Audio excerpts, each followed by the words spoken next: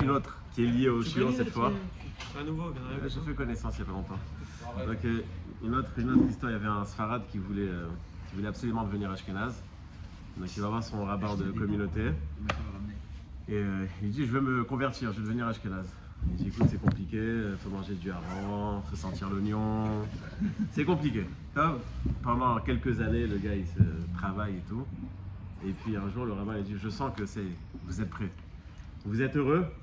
C'est le plus beau jour de ma vie. Et vous n'avez rien compris. Et Kitsour, pourquoi est-ce que je dis ça? Parce qu'on va parler du Inyan de Simcha. Dommage qu'il n'est pas là à Boujdid. Ça lui aurait fait plaisir. Hein? Hachir, c'est général, dommage qu'il n'est pas là. Il est marqué dans la paracha que quand on annonce à Yaakov que Yosef est en vie, il est marqué Vatechi Ruach Yaakov. Yaakov a revécu, il s'est réveillé, il y a eu un renouveau chez Yaakov et il est considéré comme vivant à partir de ce moment-là. C'est-à-dire que tant qu'il était en mode tristesse, il n'était pas considéré comme vivant. Et que dès qu'il est passé en mode joie, il est devenu comme vivant. Et c'est assez incroyable. Pourquoi est-ce que c'est incroyable? Parce que toutes ces années-là, toutes ces 22 années où Yosef était disparu pour Yaakov, la Shrina n'était pas, il n'y avait pas de contact entre Yaakov et la Shrina. Et c'est que quand on lui annonce qu'on voit que Hachem va parler avec Yaakov. C'est-à-dire, en d'autres termes, on a Yaakov Avinu, qui est Yaakov Avinu, je n'ai pas besoin de le présenter, ça fait partie des symboles du peuple juif. Moshe Rabbeinu, David Amelech, Yaakov Avinu, enfin on ne peut pas faire de parallèle, mais c'est Yaakov Avinu. Quand il est joyeux, Hachem parle avec lui. Mais quand il fait la tête, Hachem ne parle pas avec lui. Il ne fait pas la tête au sens propre du terme, au sens figuré. Il a un certain ressenti de tristesse. Il n'est pas capable d'avoir un contact avec Hachem. Donc on voit que le Inyan de Simcha, c'est-à-dire moi on m'aurait dit qu'est-ce qu'il faut pour parler avec Hachem, va au mikvé, casse la glace, jeûne, enfin c'est ce qu'on aurait tout de suite étudié pendant je ne sais pas combien d'heures, parle. Et j'imagine que chez Yaakov il y avait tout ce niveau de Gdusha, j'imagine, je suis sûr. Mais il lui manquait un Inyan, une Nekuda de Simcha, et parce qu'il n'avait pas cette Simcha, il n'y avait pas de Shrina. Et c'est incroyable, et c'est ce que je veux prouver, et qu'on va développer. J'aurais dû mettre mon téléphone en silence. Ça va tranquille. Top. Le Toldot Yaakov Yosef, c'est le premier livre, Marloquette dans la Chassidut. Est-ce que le Toldot Yaakov Yosef est le premier livre de Chassidut ou le Or HaChaim est le premier livre de Chassidut? En tous les cas, celui qui a l'occasion d'ouvrir ce livre, il verra ce que c'est un génie de Torah, mais qui a pris tout le chasse qu'on connaît, on va dire, en termes mathématiques, halakha, etc. Et de tout ça, il nous a fait quelque chose qui est devenu, c'était le premier il n'était pas du tout chassid. Il est devenu chassid et il a tout transformé. Et il a tout amené à cette approche, mais un vrai génie de Torah. Tu lis, tu dis c'est pas possible. Qu'une personne connaissait autant, c'est pas possible. En tous les cas, il ramène ce qui est marqué dans Masechet Brachot. On parle de Kos Shel Bracha. Kos Shel Bracha, quand on fait Kiddush, quand on fait un mariage, on a un Kos Shel Bracha. Il y a plusieurs halachot sur le Kos Shel Bracha. Par exemple, il est marqué que le Kos, il doit être Chai. Ça veut dire quoi Chai? Chai, c'est, comme on traduit, vivant. Rachid là-bas, il dit en français fraîche. Friche. C'est quoi fraîche? C'est qu'il faut le prendre, on va le dire en termes d'aujourd'hui, il faut une nouvelle bouteille, quoi. Il faut prendre du vin fraîchement utilisé. Et donc on voit que le Inyan de Chai, c'est cette fraîcheur, c'est-à-dire c'est quelque chose de nouveau, c'est quelque chose le Beaujolais nouveau, ça se fête. Mais après, bon, ok, c'est on est habitué. Il y a quelque chose pour avoir une bracha, on a besoin d'avoir cette nouvelle chose, cette itragshut. Quand on a quelque chose de nouveau, on est mitragesh. Après, on s'habitue. La Gemara nous dit dans Masechet Va'avatra que tout au long de notre présence dans le désert, 38 ans, après le Vaudor, il y avait tous les Toubéav, une ambiance d'icône totale. Les gens allaient s'enterrer. Le Toubéav, le 15 Av, ils creusaient une tombe, ils s'allongeaient, et puis le matin, celui qui se levait, tant mieux, Toubéav. Toubéav. Ils restaient comme ça jusqu'à Toubéav. Et tous les soirs, donc, ils allaient dormir et disaient au revoir à tout le monde. Et le lendemain, s'ils se lèvent, ils se lèvent. S'ils ne se lèvent pas, allez, on bouche le trou. Et quand tu es arrivé à la dernière année de Moshe Rabbeinu, la dernière année du peuple dans le désert, ils sont tous béaves, ils se sont tous réveillés. Là, ce jour-là, il est marqué que le dibour, la parole d'Hachem, itiarda avec Moshe. C'est-à-dire qu'elle s'est réassociée à Moshe. Ça veut dire qu'on est 38 ans dans le désert, on est en mode la manne, etc., les ananim. Mais le niveau de Shrina qui parle avec Moshe, il est très faible ou presque inexistant. Tout ça pourquoi? Parce qu'il n'y a pas de simcha. Parce qu'on sait qu'à la fin de l'année, il y a une partie du peuple, qui parle. On sait qu'il y a une partie du peuple qui, on sait voilà, tout béat, c'est foutu quoi. C'est la date limite. Et puis cette année, il y en a 10 000, 5 000 qui vont partir. Et donc toute cette période-là où il y avait ce décret et cette tristesse, la Shrina ne vient pas parler avec Moshe Rabbeinu. Encore une fois, Moshe Rabbeinu, je n'ai pas besoin de le présenter, vous le connaissez tous. Moshe Rabbeinu, mais il n'y a pas de simcha, il n'y a pas de Shrina. Mon père m'a dit qu'il était une fois, il était à Dubaï, avant que c'était la mode, et il y avait un congrès à son boulot. Donc pour remplir la soirée, ils ont fait, je sais pas, ils ont ramené quelqu'un qui a dit si je pouvais accomplir tout ce que vous voudriez, avec qui auriez-vous voulu passer la soirée? Madonna, Michael Jackson, je sais pas ce que chacun a dit. Mon père il s'est levé avec sa tête de rabbin, il a dit Moshe Rabbeinu. Et je me suis fait un kiff en plein Dubaï avec des goyim, j'ai dit Moshe Rabbeinu. En tous les cas, donc, comme je vous dis, j'ai pas besoin de le présenter, j'ai pas besoin, mais Moshe Rabbeinu, avec tout ce que c'est Moshe Rabbeinu, il parle avec Hachem, 40 jours dans le truc, il n'y a pas de simcha, pas de shrina. Ça va ensemble. Le Rambam, dans le Shmuel Prakim, il explique la névoie de Moshe Rabbeinu. Il faut savoir qu'une prophétie, c'est pas un message, c'est pas un ordre clair. C'est un message qui est, je ne vais pas dire brouillon, mais c'est une image. Et tout dépend d'une avis qui va l'analyser. C'est-à-dire comment est-ce que tu vas le vivre, comment est-ce que tu vas le comprendre. Entre parenthèses, c'est comme ça qu'on explique le Nisayon de Avraham Avinu. Certains posent la question, je ne comprends pas Nisayon. Hachem, il parle avec Avraham, ok? Donc, il n'y a pas plus clair que ça. Il te dit, va tuer Yitzhak. Ok, va tuer Yitzhak, ok. Il n'y a pas plus clair que ça. Non. C'est pas que c'était aussi clair que ça. Puisqu'il a reçu un message qu'il devait lui expliquer, il aurait pu l'expliquer d'une autre manière. Pas Yitzhak, Ishmaël, pas ci, pas ça. Il aurait pu le faire d'une autre manière. Pourquoi est-ce que le Nisayon était très fort? C'est qu'il avait, avec sa pureté de cœur, il a réussi à surmonter un instinct naturel, à savoir de dire c'est pas mon fils, et il a expliqué que c'était oui sa névoie, c'était oui son fils. Donc le Nisayon, c'était l'explication, l'interprétation qu'il a donnée à cette image qu'il a reçue. Il est marqué que Moshe Rabbeinu, il avait la prophétie différente des autres. Aspaklaria Meira. Aspaklaria Meira, c'est-à-dire qu'elle était très claire pour lui. Alors que les autres, c'est Aspaklaria Shena Meira. Le seul qui a eu ce niveau de prophétie, c'est Moshe Rabbeinu. Il explique le Rambam, c'est quoi ce inyan de Aspaklaria Meira? C'est un inyan de midot. C'est-à-dire, plus tes midot ont été nettoyés, plus tu as réussi à transformer tes midot, plus ton interprétation sera pure. Donc on a Moshe Rabbeinu qui est au top niveau de prophétie, interprétation la plus propre qui existe, et pourtant, quand il lui manque de la simcha, et je suis persuadé que Moshe Rabbeinu ne faisait pas la tête tous les jours, hein. Je suis persuadé qu'il était, il y avait des smachot, il y avait quelque chose, hein. Il y avait des mariages, donc mais il y avait quand même un manque de simcha, ça a empêché la névoie de Moshe Rabbeinu. Donc on voit encore une fois que à Tkama, la simcha, elle est tellement importante. Il est marqué au sujet, je crois que c'est du Navi Ishaya, que quand il devait faire une prophétie, il sentait que ça ne marchait pas. Il a marqué qu'il était marash roa, c'est-à-dire il était pas content. Alors qu'est-ce qu'il a demandé? Il a dit Taviuli menagen, amenez-moi quelqu'un qui fait de la musique, un musicien. Et quand le menagen, il y a marqué dans le Navi, quand le menagen a commencé à chanter, la névoie elle est revenue. C'est-à-dire que dès qu'il était en mode ambiance joyeuse, la névoie elle est revenue. Le Yerushalmi, dans ma Masechet Brachot, nous dit que Yona, c'était Monsieur Yona, comme tout le monde. Sauf qu'il est parti à Sukkot à Yerushalayim. Et il y avait Simcha Bet HaShoeva, qui est le moment de Simcha intense dans le peuple juif, Zman Simchatenu. Et il a tellement été élevé par cette Simcha-là, qu'il est devenu Yona Hanavi. C'est-à-dire que la Simcha l'a élevé à un niveau de prophétie. Le Sforno explique la guerre qu'il y a eu entre Yaakov et l'ange de Esav. L'ange de Esav essaie d'attaquer Yaakov. Il n'arrive pas. Il touche son nerf sciatique, il devient boiteux. C'est une image. Qu'est-ce qui s'est passé exactement? Me dit le Sforno que le malach de Esav, il a dit comment est-ce que je vais attaquer Yaakov? J'ai aucun pouvoir sur lui. Pourquoi? Il est tellement bessimcha que j'ai aucune chance de l'attaquer. Il est invulnérable. qu'est-ce qu'il a fait? Il lui a montré les dernières générations du peuple juif. Et il a vu là-bas que pas tout le monde était comme on aurait voulu qu'il soit. Et ça a attristé Yaakov. Et c'est là qu'il est devenu vulnérable.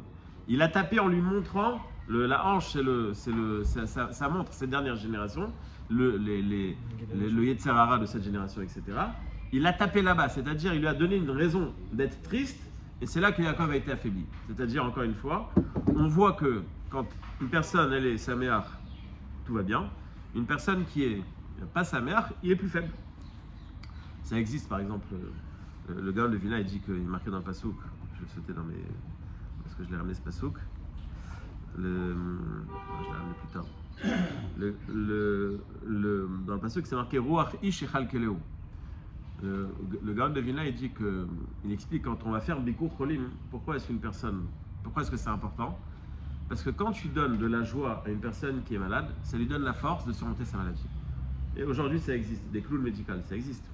C'est-à-dire qu'il y a des gens qui vont aller chanter, danser dans les hôpitaux. Et BMT, on peut se dire, bon, à quoi ça sert?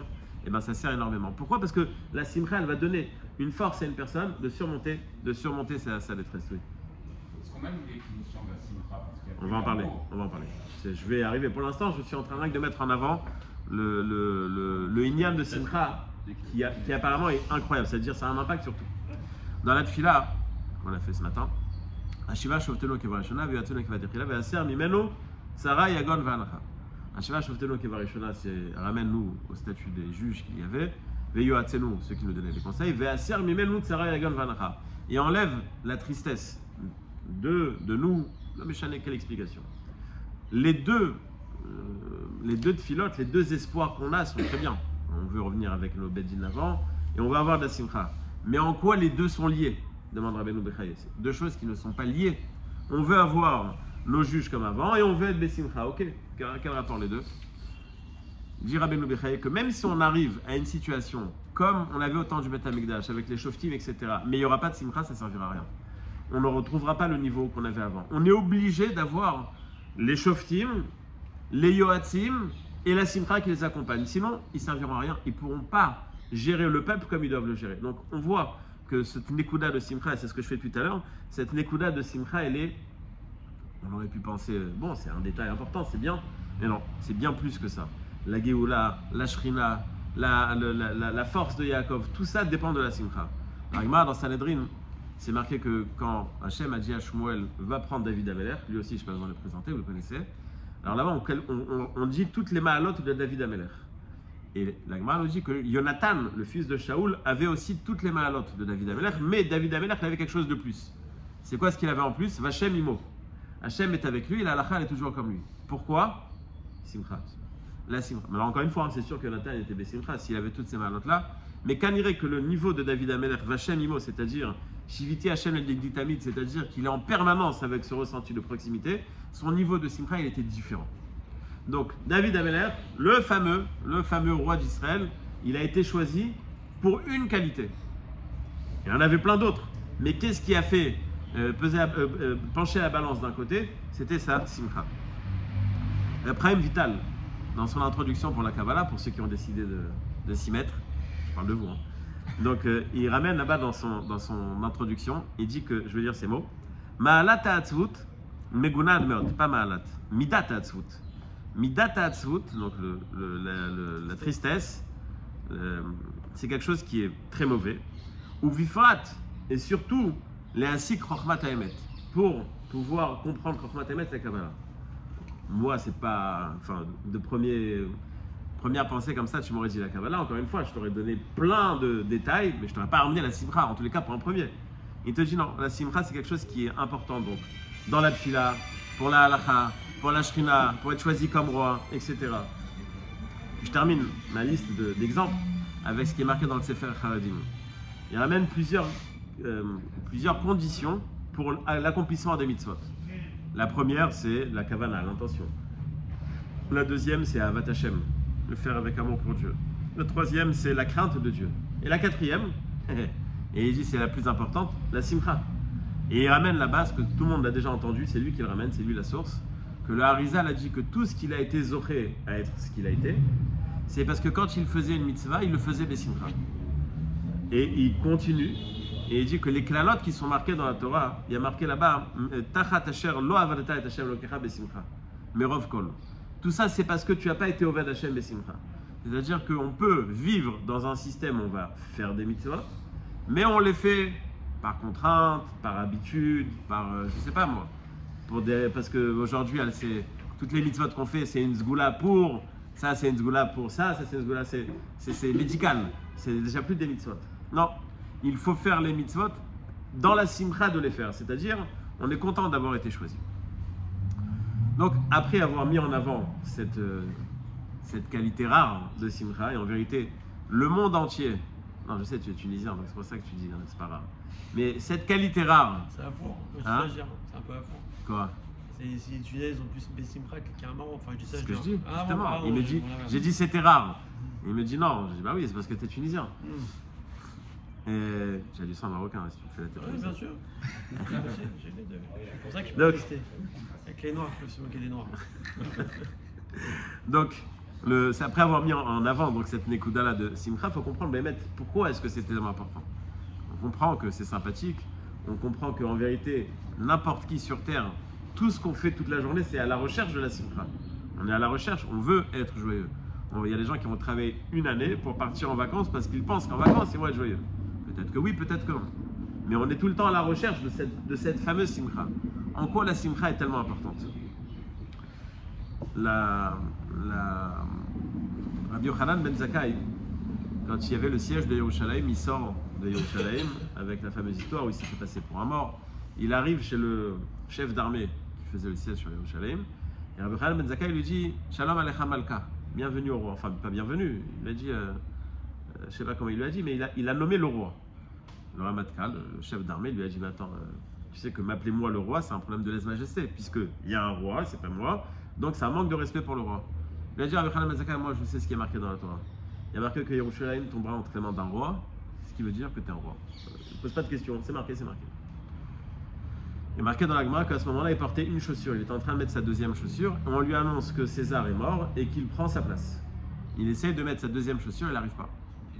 Il essaye d'enlever sa première chaussure, celle qu'il portait, il n'arrive pas. Il dit à Rabbi Yochanan ben Zakkai, qu'est-ce qui s'est passé? Il a dit, il a marqué Bsora Tova Tedashena Etzem. Une bonne nouvelle fait élargir les os. Il n'y a pas un terme en français, les chevilles qui enflent. Les chevilles qui enflent, exactement. C'est de là que ça sort. Donc, la simcha, c'est un matzav de. On va voir un lien d'élargissement physique, là. Dans ce cas-là, c'est physique.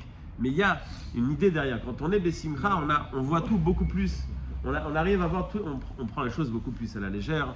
On a le cœur léger, c'est le cas de le dire. On a une rachvout, une largesse qu'on n'avait pas avant.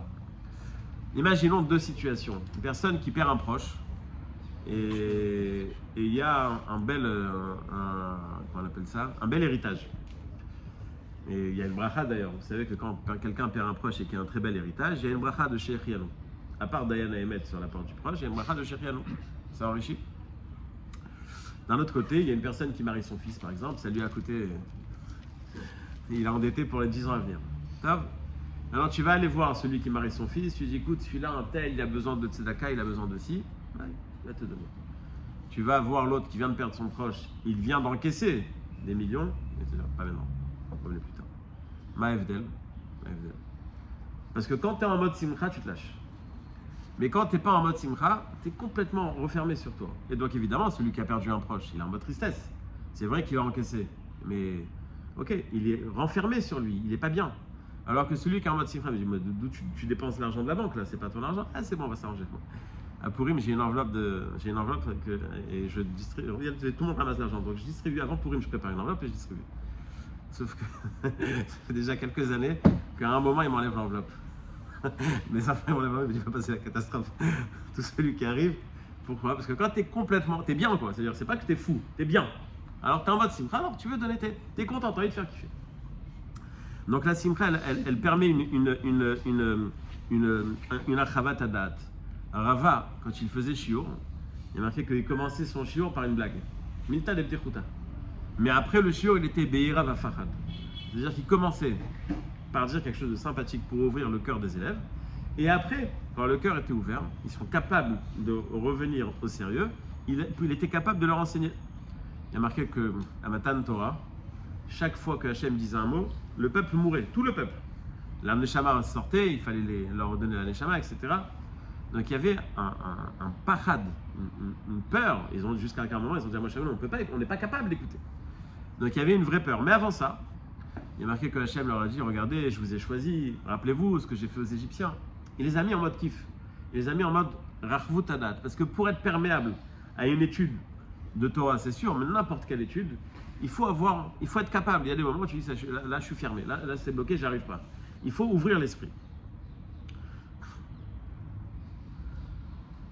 Le Beth Aaron, Mikarlim, il dit comme ça, il dit que la simcha n'est pas une mitzvah et la tristesse n'est pas une avera. Mais ce que la tristesse est capable de faire, aucune avera n'est capable de faire. Il dit comme ça. Le Yetzer Hara, qu'est-ce qu'il te fait? Il te fait faire une avera. Ok, 1-0 pour le Yetzer Hara. Mais ça ne s'arrête pas là. C'est nul, c'est pas suffisant pour lui. Après que tu as fait la avera, tu es en mode oh là là, mais je suis nul, mais je vois rien, etc. Et là, le Yetzer Hara, il est content. Parce qu'à partir du moment où tu es en mode tristesse, en mode regret, ça a été entre les mains du Yetzer Hara. Tu n'arrives plus à te valoriser, tu n'arrives pas à être capable, à être perméable, à être en connexion avec quelque chose de mieux. Tu es en mode dikon, tu es tout le temps en train de mâcher les mêmes défauts et les mêmes manques de qualité, etc. etc. Tu n'arrives pas à surmonter ta situation de tristesse. Ça peut être aussi une version de faire tchouva. Pardon? C'est aussi une manière de faire tchouva. Exactement, je vais en parler. Il faudrait être joyeux après avoir fait une avera. Il devance les Pas cours, tout de suite, mais quelques minutes après. Je vais expliquer. C'est une bonne question, je vais expliquer. Exactement. Ah, aujourd'hui c'est bon, j'ai cartonné. Le Rav de Brisk avait pour habitude de faire la bracha des Arba Minim sur un étrog marocain. Alors pour que vous compreniez, le Rav de Brisk et le Maroc, c'est aucun rapport.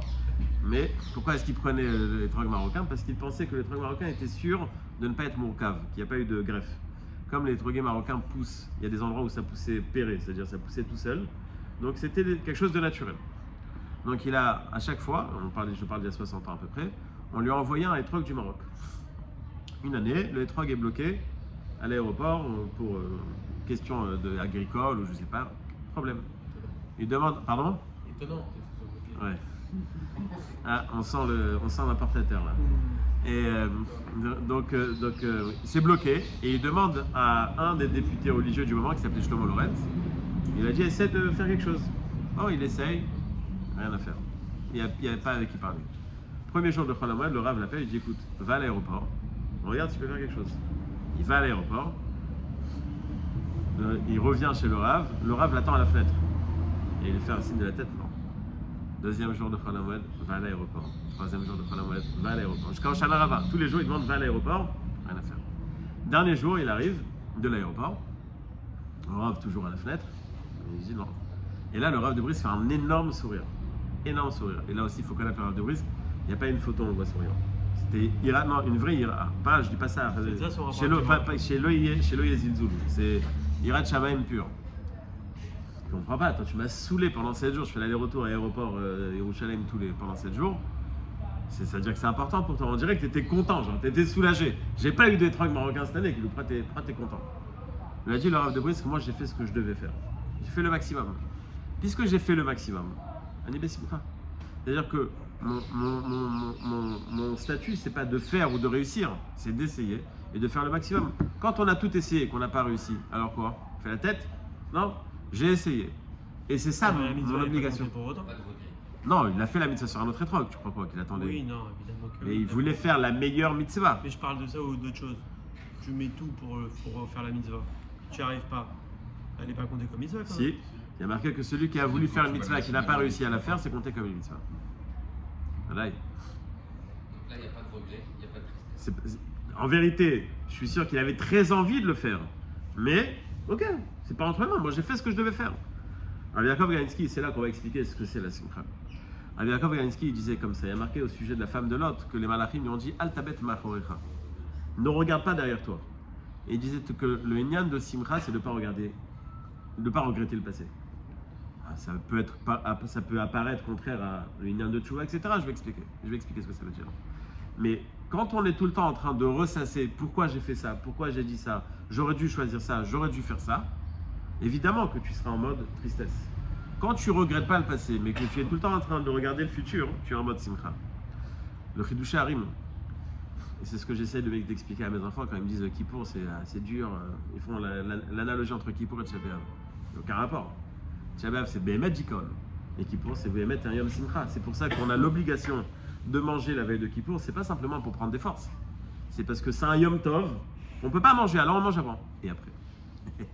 Mais en tous les cas, c'est un Yom Tov. Alors il a dit à ses chassidim, chassid Legour, il leur a dit à Kippour, on fait 10 fois le vidouille. Khatati, Aviti, Ganafti, Gazalti, Dikon, 10 fois. Et alors quoi, tout Kippour, on va être comme ça? Pas du tout. Quand tu prends conscience de la faute, ok, j'ai pris conscience, ça s'arrête là, c'est fini. J'ai regretté ce que j'ai fait, c'est fini maintenant. Il m'a panim kadima. Maintenant, je vais de l'avant. Je ne suis pas en train de regarder le passé. Je vais de l'avant. Et donc, à partir du moment où j'ai mis une frontière entre le passé et le futur, le passé ne peut plus impacter le présent. Donc maintenant, je suis en mode simcha. Donc, le jour de Kippour, avec toutes les avérotes qu'on va se rappeler, toutes les avérotes qu'on a fait tout au long de l'année, on va se rappeler, ça sera un jour de simcha. Pourquoi? Parce qu'on met une fin au passé. On arrête l'engrenage et le cercle vicieux des avérotes. Donc, on est en mode simcha parce qu'on n'est pas en train d'effacer le passé. On en prend conscience, mais ça s'arrête là. On n'est pas en train de le vivre au présent et de se morfondre toute la journée à cause de ces avérotes. Pareil, c'est sur la journée d'hier. Non, mais c'est sur les Gilgoulim surtout pour moi, c'est sur les Gilgoulim. Moi, je connais pas les Gilgoulim. Bah attends, quand tu dis. Ah, moi, je connais pas les Gilgoulim. C'est bon, la avérote que tu as fait tout seul, elles sont suffisantes pour faire vite. T'as pas besoin des Gilgoulim. Ma bémette, je parle de toi, de moi. Non, mais tout ce qu'il y a dessus, tout ce qu'on dit. Tu veux qu'on vérifie? Non, mais bon, il y en a peut-être où je me retrouve, mais pas tout, c'est ce que je veux te dire. Peut-être c'est sur les tiens, je me prends les tiennes. Peut-être. Il y a marqué dans Passouk, Vechatati negdi tamid. Bah évidemment, tu peux pas dire les avérotes que je vais faire. Tu dis pas, je prends un complet. Aujourd'hui, je prends la totale, allez. Je veux dire, c'est qu'on fait bien un retour en arrière à ce moment-là. Donc on se dit à retourner. Mais on s'arrête. Khatati. Alors peut-être vous disiez tout à l'heure qu'on ne devait pas se retourner. Alors, mais tu laisses derrière. Évidemment que je me retourne. Mais je m'arrête là. C'est-à-dire qu'après Shacharit, quand j'ai fait le vidouille sur les avérotes depuis Mincha d'hier, ben, je ne suis pas en train de me morfondre jusqu'à Mincha qui va venir. Ça y est, j'ai mis une fin à ce qui s'est passé. C'est un nouveau départ. Il y a marqué que Rabbi Akiva, il était en train d'enseigner à ses élèves, ses jeunes élèves. Lui, Rabbi Akiva, il a commencé à étudier à 40 ans. Il est revenu à l'âge de 64 ans avec 24 000 élèves, donc il était autour de au moins 64 ans dans cette histoire. Et puis à ce moment-là, il dit waouh, mais où moi j'étais à leur âge? Bah, il y a raison de pleurer, non? Enfin, il aurait pu. Et peut-être nous, on aurait pu se dire ouais, si déjà quand il a commencé à 40 ans, regarde ce que c'est devenu Rabbi Akiva. Moi, cher Rabbeinu a dit qu'il fallait donner la Torah par Rabbi Akiva, pas par moi. Vous imaginez qui est Rabbi Akiva? S'il avait commencé beaucoup plus tôt. Qu'est-ce que Rabbi Akiva dit? Je suis heureux que tu as donné ma place dans ceux qui étudient au Beth Midrash. Il n'est pas en train de se morfondre sur le passé. Il est content du présent. J'ai une fois raconté cette histoire à des gens qui n'étaient pas religieux, pas encore. Et il y a une personne qui avait commencé à faire, tu vois, elle m'a dit donc quoi? Ça veut dire quoi? Donc je dois remercier Hachem sur mon passé. Je vous parle d'un passé bien rempli. Je dis, bah, apparemment oui, c'est Hachem t'a mis dans cette... Si tu es né dans une famille, tu ne faisais pas Shabbat, tu ne mangeais pas Kasha, etc. C'est de ta faute? Non, pas de ta faute. Ou ça sera de ta faute quand tu prendras conscience qu'il y a des obligations et tu ne voudras pas. Donc toi, tu as réussi à transformer quelqu'un qui n'était pas encore comme il fallait, quelqu'un qui veut devenir comme il faut. Chapeau. Tu ne peux pas regretter ton passé. Tu as fait un effort pour devenir dans le présent meilleur que ce que c'était hier. Donc, on va quand même payer pour ces fautes, même si on fait de Shova. Je ne sais pas ce que ça veut dire payer pour les fautes. Je vais t'expliquer pourquoi est-ce que je te dis ça. Payer pour les fautes, malheureusement, on est impacté de la société chrétienne. C'est-à-dire que comment ils appellent le Guénam, l'enfer avec Lucifer et les pics là, ça n'existe pas. Non, mais c'est pas les pics, mais ça les ressemble. Hein. Alors, les bouchottes et les bouchottes et compagnie. Kodem Kol, pardon? Le Père Noël, non, il n'existe pas encore. Le Guénam. Une fois, on a demandé à Rav Shach, c'est quoi le Gan Eden, c'est quoi le Guénam? Il a dit le Gan Eden, c'est une Gemara Nedarim avec un Rashba Moi, je rajoute une clope, mais bon, ça, c'est pas obligatoire. Et voilà, c'est le Gan Eden. Et c'est quoi le Guéhinam? La lumière, elle s'éteint. C'est-à-dire que je peux plus profiter de. Le Guéhinam et le Gan Eden, c'est le niveau de connexion qu'on aura créé avec Hachem. Plus le niveau de connexion sera élevé, plus on va en profiter. Plus le niveau sera faible, moins on va profiter de cette proximité. Donc, est-ce qu'une personne, je vais te donner un exemple à l'extrême, qui faisait rien du tout et qui 2 jours avant son décès, il a pris conscience qu'il était juif, il a fait, je sais pas, il a fait tchouva ou c'était Kippour, et il arrive au Guéhinam. Okay, et il arrive dans le ciel, pas au Guéhinam. Comment est-ce qu'on va le juger? Tu sais toi comment on va le juger? Moi je suis pas sûr qu'on va le juger, on va mal le juger. Son nisayon dans sa vie, son challenge, c'était ces 2 jours-là. Et il a très bien réussi. Il n'a pas décidé, lui, de grandir dans un couvent ou dans je sais pas où. C'est pas lui qui a décidé. Donc il ne peut pas être jugé sur ça. Pourquoi est-ce qu'Hachem l'a mis dans cette situation? Mais Hachem, il a décidé que il y avait une neshama qui devait passer très bas et passer de très très bas à moins bas. Et c'est ça son challenge. Peut-être que lui, il va aller au Gan Eden plus que toi et moi. Peut-être. On a vu pas mal d'histoires quand même. On voit que les fautes sont quand même payées à un moment donné. Ça dépend. Faute en conscience. Dans la vie, quoi, pas forcément, mais faute dans la conscience de faute ou faute quand tu ne le sais pas. C'est sûr qu'il y a un impact d'une avéra. Il y a une histoire qui dit très simplement que quand un Tana est monté, il lui a dit Raïti tartonim lemala veilionim lemata. Ceux qui sont définis ici comme des gens très hauts, je les ai vus en bas. Et ceux qui sont définis comme des gens très bas, je les ai vus en haut. On ne sait pas comment le jugement il va se passer. On ne sait pas. Nous, on aspire à être meilleur. Et c'est ça la seule chose qu'on doit voir. Le point de départ et l'effort qui est fourni pour sortir de ce point de départ. Le point d'arrivée n'intéresse personne. Lo alechem elachal igmor, nous dit la Mishnah. Tu ne dois pas devenir quelqu'un. Tu dois faire l'effort de devenir quelqu'un. Maintenant, d'où je suis parti, c'est pas de ma faute. C'est pas moi qui ai décidé. Où je vais arriver, là, c'est entre mes mains. Et c'est sur ça qu'on est jugé. Donc, de croire que on va, ou de vivre avec le sentiment, de toutes les façons, jusqu'à l'âge de 30 ans, je faisais pas Shabbat, je vais le payer cher. Miyamar. Voilà, Rabbi Akiva te dit, non, Modéani, je pense que Rabbi Akiva faisait Shabbat. Mais Modéani, qu'aujourd'hui, je suis bien. À mon passé, ok, j'ai pris conscience de mon passé. Et j'ai compris quelque chose que je n'avais pas compris avant. Et j'ai changé. Donc, au contraire, je suis plus à louer que celui qui est tombé dans la marmite quand il était petit. Il y a marqué, dans le Chafetz Chaim, il ramène une histoire. Ah waouh. Moi, je dis encore 2 petites choses rapides. Le Chafetz Chaim, il dit que ça nous arrive, on va dire pas souvent, mais ça nous arrive que dès qu'on commence la Hamida, on décolle. Dans le sens figuré. Avant la Tiftar, je dois aller au magasin, la banque, le machin, les clients, etc. Pitom, t'es Sim Shalom, tu dis, oh voilà. Il faut mettre de l'ordre là. Où j'étais jusqu'à maintenant? À la fin de la tefila, t'as rien été mis de kavel. Alors, Chafetz Chaim, il donnait un machal. Il disait comme ça, il disait que il y avait une fois une femme qui vendait des pommes au marché, puis il y a des enfants qui ont fait tomber l'étalage et les pommes, elles ont commencé à rouler, et puis il y a des gens qui se sont servis. Et elle hurle, mes pommes, mes pommes. Il y a quelqu'un qui lui a dit, mais tes pommes. Au lieu de hurler, ramasse. Ce que tu rattrapes, ça sert à rien de hurler. Je dis, la Chafetz Chaim, c'est pareil. T'es à la fin de la tefila, apparemment ça s'est mal passé ta tefila. Qu'est-ce que tu fais? Tu dis, oh, de toute façon, ma tefila à la poubelle. Prends ce que tu peux. Ce même Chafetz Chaim qui a écrit le Mishnah Berurah, Mutar Asur, Shomer Shabbat, Mechalel Shabbat. Quelqu'un est venu lui poser la question une fois. Il lui a dit, mon travail, c'est de couper les tickets de train. C'était son travail, les contrôleurs. Shabbat, qu'est-ce que je fais? Il lui a dit, le Chafetz Chaim, écoute, au lieu d'en couper un par un, tu ramasses de plusieurs personnes et tu coupes 10 par 10. Et moi, je trouve que c'est formidable, cette réponse. J'ai rien à dire sur Chafetz Chaim, mais je le vois comme qu'il n'y a qu'un gadol qui peut dire ça. Qu'est-ce qu'il lui a dit? Il lui a pas dit, t'es obligé d'arrêter de travailler Shabbat. Peut-être qu'il n'aurait pas écouté, peut-être qu'il aurait écouté, et après 2 semaines, il a dit, je fais quoi, je mange quoi, je fais comment? Il s'est reparti avec la haine du Chafetz Chaim. Il lui a dit, écoute, tu vas faire moins de avérotes. En un acte, tu vas faire 10 tickets, ça sera une avéra. Donc il lui a donné le ressenti. Tu fais partie, t'es de chez nous, t'es avec nous. Essaie de faire moins. Mais c'est nul comme niveau. C'est ce que tu peux faire, fais. Et si la personne, elle va, je ne connais pas s'il y avait une happy end, ouais, il a fait tchouva, non, il n'y avait pas, on s'en fout, s'il y avait, il n'y avait pas. Mais déjà quelqu'un qui part avec une argacha comme ça, c'est un nouveau départ, c'est une vision qui est différente. Je termine avec la dernière chose qui a dit tchouva, je ne me rappelle plus. Dans la paracha, il est marqué que Yosef, il dit à ses frères, Ve'ata al te'atzvu. Il dit à ses frères, ne soyez pas tristes.